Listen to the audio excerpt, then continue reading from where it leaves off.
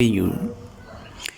Russia's foreign minister said if we were only consider two openings of the Ukraine Black Sea and elevate the pressures on a global food supply, if the sanctions against are reviewed.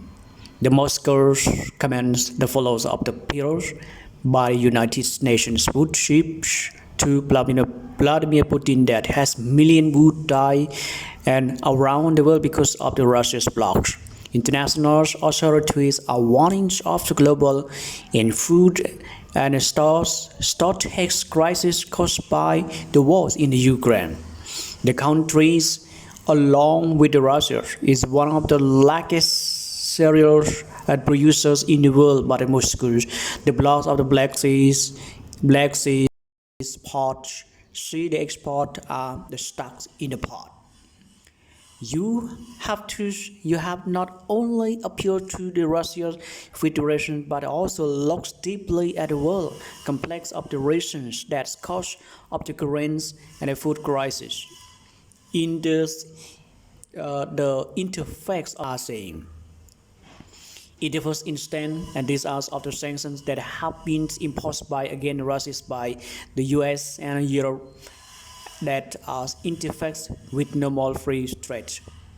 It comes encompassing food producers including here and wealthy leaders and other, he said.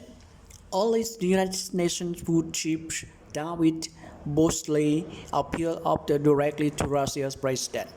If you have any heart at all for the rest in the world, regardless how you feel about Ukraine, and you need to open up those parts, he said.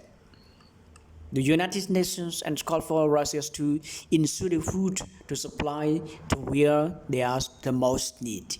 There is no effective solution of the food and crisis and without reintegrating and Ukraine food news agencies that report Russia's deputy foreign minister Audrey Rokendor producers as well as food and fertilizers and produced by the Russians and Belarus into the world's market.